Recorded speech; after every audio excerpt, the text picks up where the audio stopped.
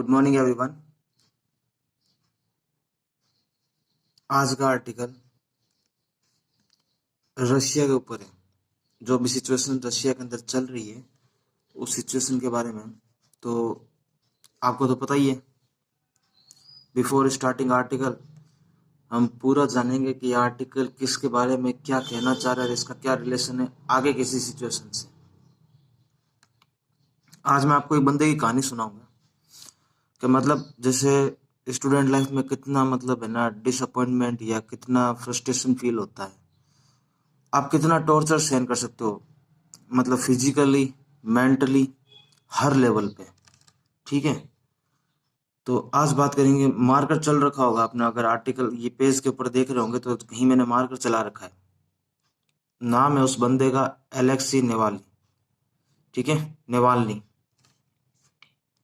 एकदम मस्त स्टोरी सुनेंगे, या तो आंखें बंद करके सुन लो या आर्टिकल को देखते देखते सुन लो।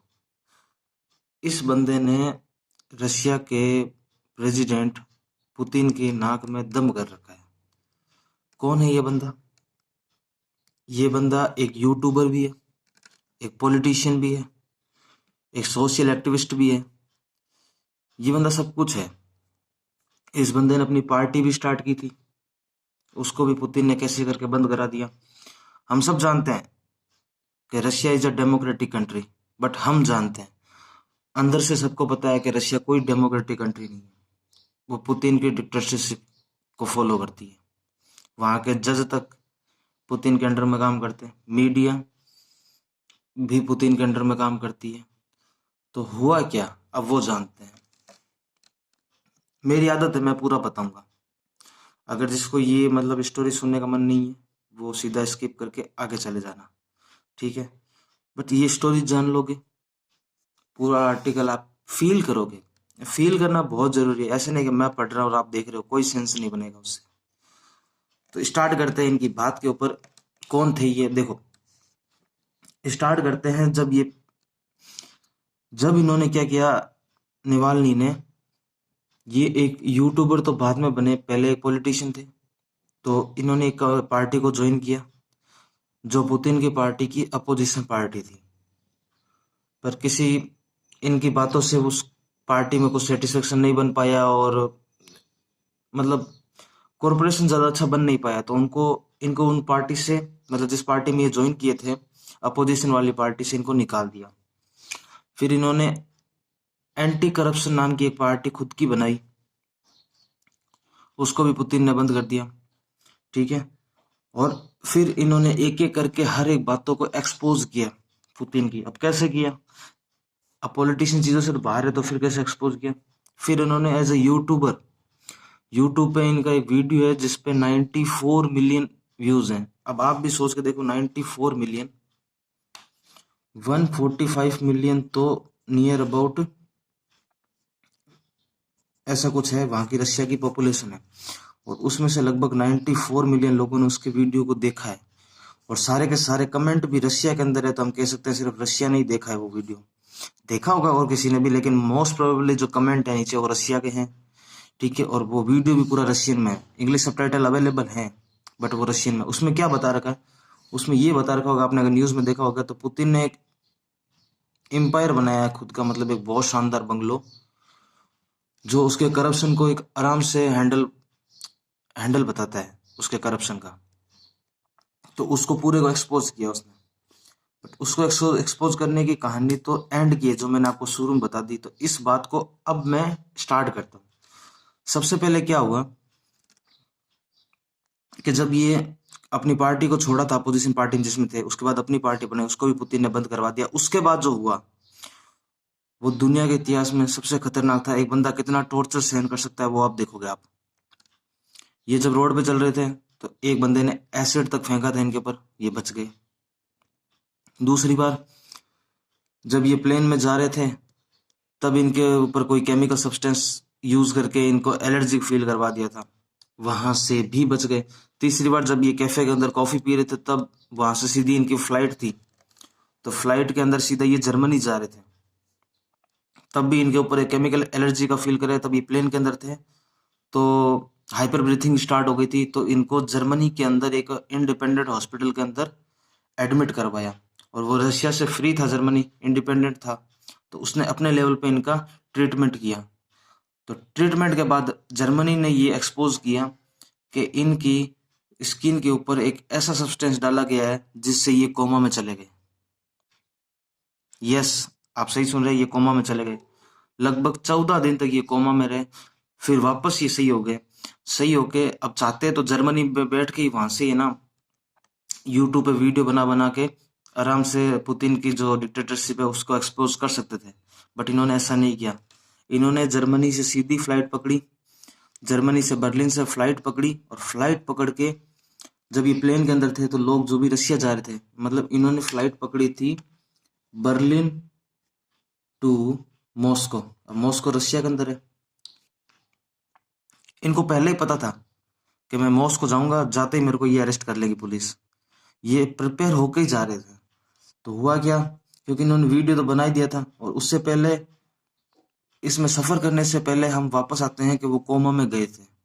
तो जब वो कोमा में गए थे, तब सही होने के जस्ट बाद इन्होंने एक वीडियो डाला, और इस वीडियो में इन्होंने खुद ने इन्वेस्टिगेशन करके जिस बंदे ने इनकी स्किन के ऊपर जहर डाला था या किसी भी सब्सटेंस के थ्रू जहर डाला था, उस बंदे को बकायदा खुद ने इसने कॉल करके उससे पूरा निकलवा लिया कि तुम्हें किसने भेजा था, तुमने कैसे कैसे प्लान बनाया, और तुम्हारा प्लान फेल कब हो गया। तो ये सब एक्सपोज करवा दिया इन्होंने। अब ये एक्सपोज करवाने के बाद ये वीडियो भी काफी हद तक वायरल हुआ। उसके बाद जब ये बर्लिन से मॉस्को के लिए वापस रवाना हो रहे थे, तो प्लेन के अंदर इनको अपने सपोर्टर मिले। इनका वीडियो भी है जो यूट्यूब पे काफी अच्छा है, आप नाम सर्च मार लेना, बस आपको मिल जाएगा, सब कुछ मिल जाएगा इनके बारे में। ठीक है, तो जैसे ही प्लेन के अंदर बैठे तो सब वीडियो बनाने लगे कि यार नेवाल आ रहे, नेवाल आ रहे। सबने देखा, जैसे ही प्लेन लैंड किया मॉस्को के अंदर, प्लेन लैंड करते आगे पुलिस खड़ी है, इनको पुलिस ने अंदर ले लिया। ओके, अब हुआ क्या, अब ऑन मीडिया, जब कोई बंदा बाहर से आता है तो मीडिया कवरेज तो करती है, तो मीडिया के सामने इनको अरेस्ट कर लिया। अरेस्ट करने के बाद हुआ क्या, इनका माइंड पूरी तरह सेट था कि जैसे ही अरेस्ट होगा, अरेस्ट होने के एक दिन बाद इन्होंने वो पुतिन ने जो अपना एम्पायर खरीदा था रशिया में, उसका वीडियो था, कम से कम 2 घंटे का वीडियो है, वो बना के इन्होंने यूट्यूब पे अपलोड कर दिया। और उसी वीडियो की बात कर रहा हूँ, वो वीडियो पे 94 मिलियन व्यूज आ चुके, अब तो 100 मिलियन क्रॉस कर चुका होगा शायद। ये बात कर रहा हूँ मैं एक वीक पहले की। बट अगर बात करें उसके बाद की, फिर क्या हुआ, इन्होंने एक मैसेज भेजा और लोगों को कहा नहीं, आप बाहर आओ, अपने फ्रीडम के लिए फाइट करो। रशिया के अंदर लगभग शायद कितने ही ऐसे स्टेट्स हैं या स्टेट हैं जितने माइनस के अंदर टेम्परेचर हो, वहां पे प्रोटेस्ट चल रहा है, तो सब लोग बाहर है इनको फ्री करवाने के लिए फ्रॉम जेल। तो ये सब आंदोलन आंदोलन चल रहा है वहां पे, सब कुछ हो रहा है। बाद में आपको पता है, गवर्नमेंट से पूछा जाए तो पुतिन से पूछा, पुतिन ने सारे एलिगेशन को डिनाई कर दिया कि नहीं ऐसा कुछ नहीं है, बाहर से कोई फंडिंग मिल रही है, ये वो, जैसे हर कंट्री करती है। जैसे कोई बात होती है कि इसको वहां से ये मिल रहा है, ये मिल रहा है, वो कर रहा है, इस वजह से ये ज्यादा कुछ कर रहा है, इसको बाहर से सपोर्ट है, यहाँ से वो है। बट ये बात हम सबको पता होती है, ऐसा कुछ नहीं होता। तो पुतिन ने सारे एलिगेशन को डिनाई कर दिया। उस बात के बाद अभी तक वो बंदा जेल में है। उससे पहले भी कम से कम ये 3-4 साल तक जेल में रह चुका है। और इसके यही नहीं, इसके भाई, इसकी बेटी, इसकी वाइफ, इसकी माँ, इन सब के बैंक अकाउंट को सीज कर दिया है। ये सब चीजें इनके साथ पहले भी हो रखी है। तो अब क्या है कि लोग बाहर आ चुके हैं और इनको रिहा करवाने की बात कर रहे हैं। ठीक है, तो ये सब इस आर्टिकल के अंदर है। अब अगर आपने इसको पूरा देखा होगा तो अब आपको आएगा मजा इसको पढ़ने में। ठीक है, तो इसको स्टार्ट करने से पहले जस्ट हल्का सा इनको दर्शन कर लेते हैं। इनका वर्ड्स काफी शानदार है, मजा आ जाएगा। ठीक है,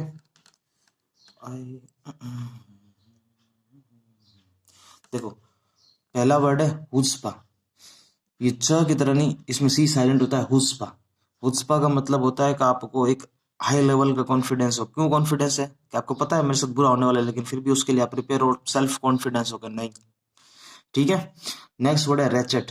रेचेड का मतलब होता है समथिंग राइज और फॉल, वो भी इरिवर्सिबल, मतलब एक बार ही होता है, वापस उसका उल्टा नहीं हो सकता। या तो गिरना पड़ना है तो गिरना पड़ना नहीं चलेगा, उठ नहीं सकते, उसका मतलब होता है रेचेड। इरिवर्सिबल का मतलब उस सिचुएशन को आप वापस रिवर्स नहीं कर सकते। इरिवर्सिबल का मतलब एक जगह जाके वो स्टॉप हो गई। साइंस में काफी यूज करते हैं, दूध से दही बना, दही से दूध बना लो वापस, तो वो एक इरिवर्सिबल प्रोसेस है। क्विजोटिक, क्विजोटिक का मतलब होता है अनरियलिस्टिक या इम्प्रैक्टिकल, जो मतलब फील ही ना हो के ये ऐसा कोई सिचुएशन प्रैक्टिकली फील हो सकता है क्या। नेक्स्ट वर्ड है ओलिगार्की। ओलिगार्की, मोनार्की, हेरार्की, ये सब गवर्नमेंट बेसिस या ऑर्गेनाइजेशन को रिप्रेजेंट करने वाले वर्ड्स होते हैं। ओलिगार्की का मतलब एक ऐसा छोटा ग्रुप जो एक कंट्री को या किसी चीज को कंट्रोल करे, a small group having control of a country और एन ऑर्गेनाइजेशन। नेक्स्ट वर्ड है अपहेवल। अपहेवल का मतलब होता है कुछ चीज के अंदर सडनली चेंज आना, और वो भी खतरनाक वाला। तो अवॉइलेट और sudden change, disruption to something. ठीक है। नेक्स्ट वर्ड है कैटास्ट्रोफी। कैटास्ट्रोफी, ये वर्ड हो गया, ये ओलिगार्की हो गया, ये वर्ड्स भर भर के पूछे जाते हैं एग्जाम के अंदर। कैटास्ट्रोफी का मतलब होता है हो तो एक किसी कारण के कारण बहुत ही बड़ा और हाई लेवल पर डिजास्टर हो जाए, जैसा भी किसान आंदोलन चल रहा है, तो क्या कारण है, 3 बिल कारण है, उसकी वजह से किसान क्या कर रहे हैं, आंदोलन कर रहे हैं, तो वो सिचुएशन क्या है, कैटास्ट्रोफिक सिचुएशन है। ठीक है। नेक्स्ट वर्ड है हे डे। हाई डाई नहीं है, HEY वर्ड्स वाला हाई नहीं है, हे डाई है। हे डे, या तो ऐसे बोल दो या हे डाई, हे डे ज्यादा अच्छा है। तो ऐसा सिचुएशन जिसके अंदर आप अपने एक ऐसी सिचुएशन या ऐसा पीरियड ऑफ टाइम किसी पर्सन या कोई चीज का जिस टाइम उसको एक हाई लेवल की सक्सेस फील हो। When you clear your any sector of exam then you feel heyday. Okay, तो ऐसे यूज करो। बेमौत, बेमौत नहीं है, बेमौत है। ठीक है। उ, उसको रिप्रेजेंट करता है जो एक लार्ज स्केल में एक शानदार ऑर्गेनाइजेशन है, उसको बोलते हैं बेमो। ठीक है। नेक्स्ट वर्ड है स्क्रूटनी, डाइवर्सिटी। ये वर्ड्स इतनी बार यूज करवा चुका हूं तो आपको, आप खुद ही मेरे वर्ड बोलने के बाद आपने खुद ही अपने मन में आंसर बोल दिया होगा इस वर्ड का। स्क्रूटनी का मतलब किसी चीज के एकदम हाई लेवल पे इंस्पेक्शन करना। डाइवर्सिटी का मतलब बता रखा है मैंने, number of varieties in every situation. तो इसीलिए इन वर्ड की मीनिंग इसीलिए नहीं लिख रहा हूं ताकि आप अपने मन में वर्ड का मीनिंग बनाओ। नेक्स्ट वर्ड है अब्रिज। ब्रिज का मतलब होता है पुल। ठीक है। और ए लगा दिया तो उसको कर दिया शॉर्ट। तो शॉर्ट, कोई भी चीज को छोटा करना या शॉर्ट करना वो बोलते हैं abridge. This is called abridge. ठीक है। तो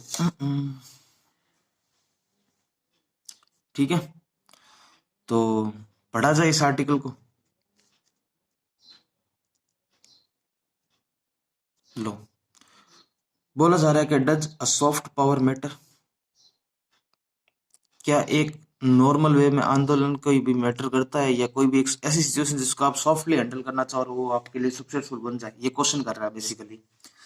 तो बात कर रहा है एलेक्सी नेवाल्नी की, जिन्होंने क्या क्या अटैक्स किए ऑन स्टेट पावर, जो भी स्टेट थी उनके बंदों को, with an act of extraordinary chutzpah. ठीक है। मतलब अपने एक सेल्फ कॉन्फिडेंस के थ्रू कि नहीं मेरे भरोसे पे लोग बाहर आएंगे। ठीक है। तो रशियन प्रेसिडेंट कौन है बताने की जरूरत नहीं, Vladimir Putin must be looking enviously China great firewall this day. Enviously का मतलब होता है किसी के लिए आप एक मैसेंजर या फीलर बन जाओ, मतलब उसके लिए बात करो।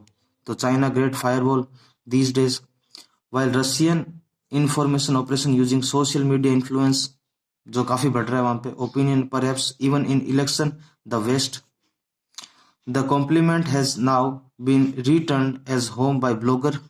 मैं बता चुका हूँ ब्लॉगर कौन है, और पॉलिटिकल भी है और एक्टिविस्ट भी है। कौन है? एलेक्सी नेवल्नी। ठीक है। उन्होंने क्या किया, उन्होंने यूट्यूब वीडियो नरेटेड बनाया है बाय नेवाल्नी, टाइटल है पुतिन पैलेस।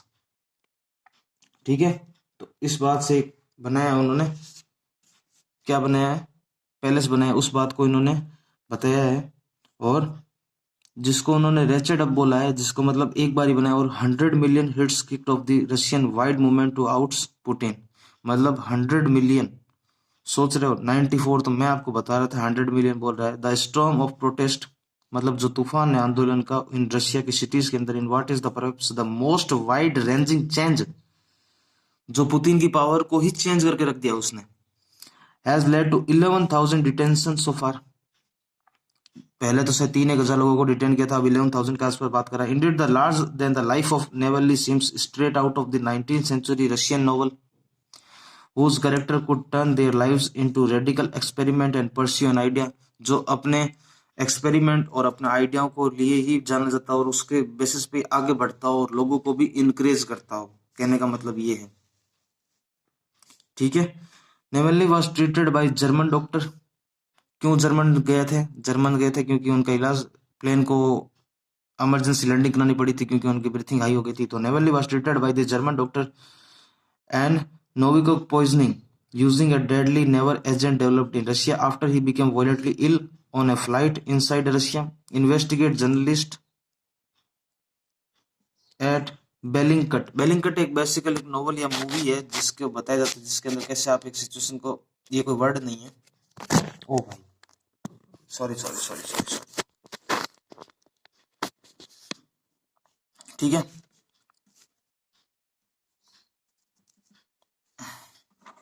एक मिनट,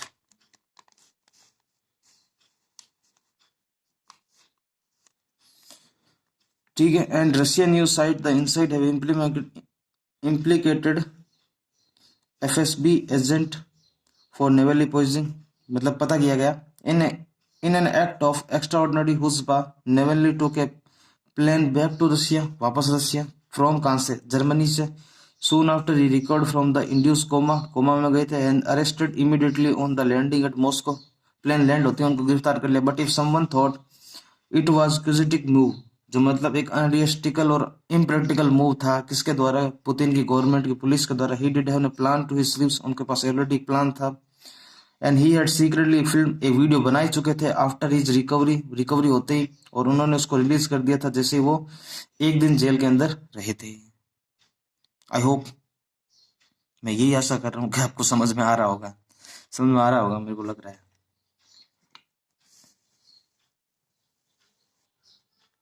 देखो, अगर आपको वीडियो अच्छा लगता हो ना, तो मैं यही चाहता हूँ कि आप अपने दोस्तों के साथ इनको शेयर करें, क्योंकि ये आप लोगों का ही चैनल है, ठीक है। तो जितना आप इसको अप्रिशिएट करोगे उतना ही ये चैनल दूसरे लोगों तक पहुंचेगा। तो it's totally depends upon you guys. So आगे स्टार्ट करते हैं। Slicing sarcasm in this video, मतलब शानदार तरीके से इन्होंने सार्केज्म बताया है किसका? Where he unpack the ways of the Russian oligarchy. Oligarchy मतलब एक छोटे लोगों द्वारा कंट्रोल की गई सिचुएशन जिसको अंडरटेक कर रखा है। और investigation into the indicate to Putin secret $1 billion palace in the Black Sea coast, जो पैलेस है उसको एक्सपोज किया है।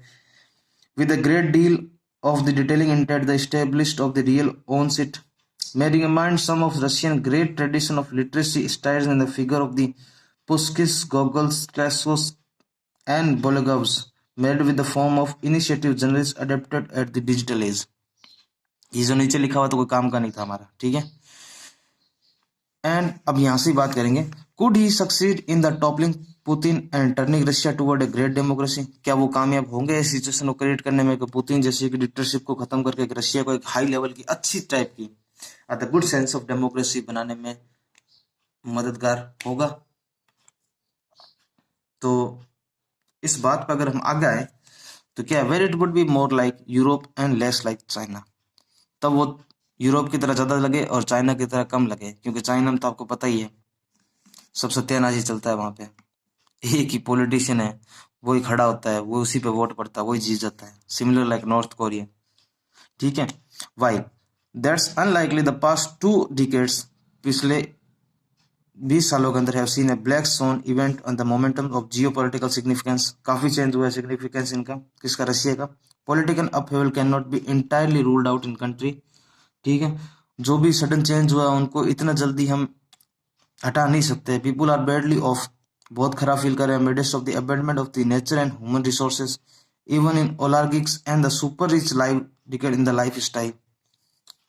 और रशिया की जो एंजाइटी है about the East Europe colour revolution, ठीक है, reaching the doorstep to explain alignment of the China against the West. भाई रशिया का अगर आप जियोग्राफिकली मैप देखेंगे तो आपको पता चलेगा, ईस्ट साइड में तो यूरोप है और वेस्ट साइड में कौन है, नीचे चाइना है। तो किसका इम्पैक्ट ज्यादा लगे, भाई पड़ोसी जैसा होता है वैसा ही घर घर का व्यवहार भी बनने लग जाता है ना। तो वो बात कर रहा है। And if the culminate would be the geopolitical catastrophe, ठीक है, जो क्या करती है, डिजास्टर क्रिएट कर, जो प्रेसिडेंट जी जिनपिंग, चाइना वाले की बात हो रही है, ठीक है।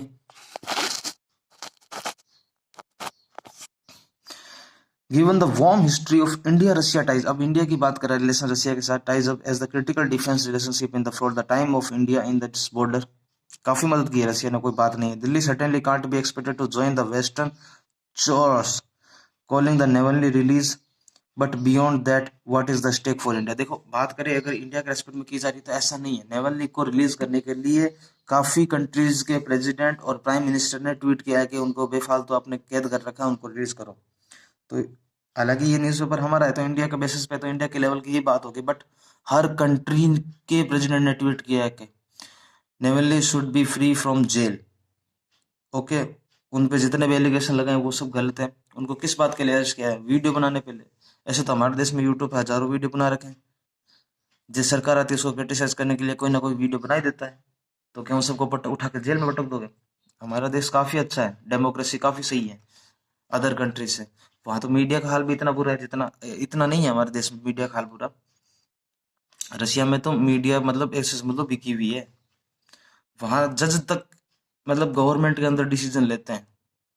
तो ऐसा नहीं है कि हमारे देश में ये थोड़ा बहुत चीजें खराब है, हमसे ज्यादा खराब है कहीं पे। हमारा देश काफी ज्यादा अच्छा है, सबसे अच्छा है। तो आगे चलते हैं। Just as the Soviet Union socialist model was influent, वो किससे मतलब प्रभावित हुआ था, नेहरू के हेड प्रोसेस जो सक्सेस मॉडल बना था पुतिन के लिए। Very the unity is a privilege, unity ही जिताती है किसको, डाइवर्सिटी और पोलरिज्म को, अलग अलग वैरायटी और लोगों के साथ को। Space for the civil society and including NGO and the media is a bridge. NGO और मीडिया तो एक शॉर्ट फॉर्म ऑफ लिस्ट है, बट एक सिविल सोसाइटी और डाइवर्सिटी जो कि अपने आप में एक शानदार उदाहरण है। And the dissent and disagreement come to scene, जो भी गिरावट और जो भी मतलब फॉल आता है और डिसएग्रीमेंट होता है कब आता है, come to seen as the reprehensibly anti national. भाई कोई विरोध करेगा तो चीजों में खराब तो आएगा। Is becoming the influential in governing circle in India today, to side this instance the growing of illiberalism, जो अस्वतंत्र राज्य के बारे में जो पोस्टिंग समथिंग होती है कहाँ सोशल मीडिया पर, डीम द एंटी नेशनल, उनको एंटी नेशनल बताया जाए। Could be debar one from the getting a passport in Uttarakhand while joining a protest, could be bar people to getting bank loans. अब India की बात करें वहां कौन कौन से प्रोटेस्ट हो रहे हैं, ठीक है, नेवलनी तक यही था, अब हम इंडिया की तरफ शिफ्ट हो रहे हैं। तो बेसिकली बात मोरल यही कहना चाहता है कि the moral case of strengthening democracy is the repeated and well and well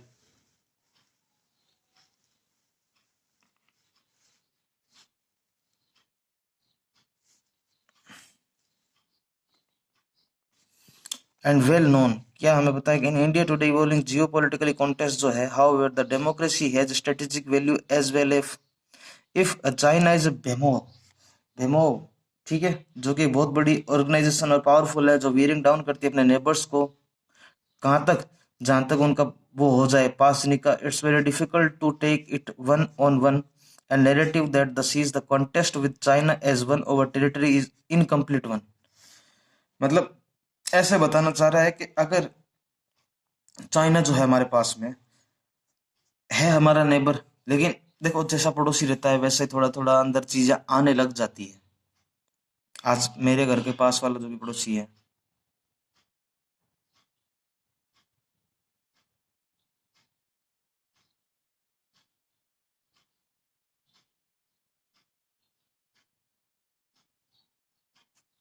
hello hello, हाँ ठीक है, तो जैसी सिचुएशन होती है वैसे आना पड़ता है।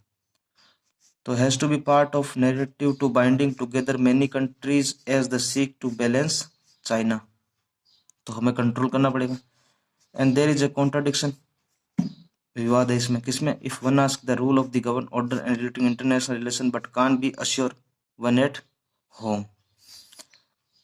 अब ये पूरा किसान वाला है, देखो काफी टाइम बाद किसान आंदोलन की बात आई है। ठीक है, पढ़ते हैं। This will mean of course that's one on record will be under the scrutiny, जो भी रिकॉर्ड्स है उनको चेक करना चाहिए कैसे। India and its here the soft power matter का the Delhi can complain justify the correctly that Rihanna, Greta Thunberg and the assorted building hurt celebrities have even not lack of knowledge about the Indian farming come in the way of the openly loudly about it। कहने का मतलब यही है कि जब आप किसी चीज़ को ढंग से चेक करते हो, जैसे हम अभी नेवलनी के बारे में पता कर रहे थे, अब हम जानते ही नहीं नेवलनी के बारे में और हम रशिया को सपोर्ट करने चले जाए तो क्या नहीं रशिया में तो लोग बाहर आ गए गलत कर रहे हैं सब। वैसे ही बता रहे कि ग्रेटा थनबर्ग और रियाना जो भी है सिंगर है और ये जो इन्वायरमेंटल एक्टिविस्ट है जो भी है, इनको किसान फार्मिंग के बारे में हमारे इंडिया में पता ही नहीं क्या सिचुएशन है, तो कैसे मतलब इनको इतना नॉलेज नहीं है तो कैसे बोल रहे हैं ये। तो ये सब बताया जा रहा है। ऐसे ही WTO और आगे नीचे बात करें तो CAA और NRC की बात है। तो मतलब कहने का मतलब है कि बेफालतू never speak without know anything. जब तक आपको कुछ पता ही नहीं होगा, how is that possible you can speak about something that you don't no.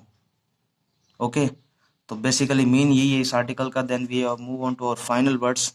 क्या है, in the 21st century world of the instantaneous communication and memes we all live in the glass houses, जो एक कांच के बने हुए दरवाजे, उसी के अंदर हम पड़े मरे हैं सब कुछ।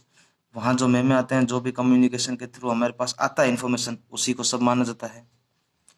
Fehling back on Indira Gandhi era, जो इंदिरा गांधी का टाइम था, उसमें prompts about the foreign hand unlikely to reverse the fundamental condition. मैं यही आशा करता हूँ कि आपको ये आर्टिकल समझ आया होगा। अब आपको एक काम करना है, ये बताना है एलेक्सी नेवाल्नी के बारे में जो इन्फॉर्मेशन आपको बताई है उसके बारे में आपकी क्या राय है, आप बता सकते हैं कमेंट के अंदर। मिलते हैं शाम को वोकैब ट्रिक में।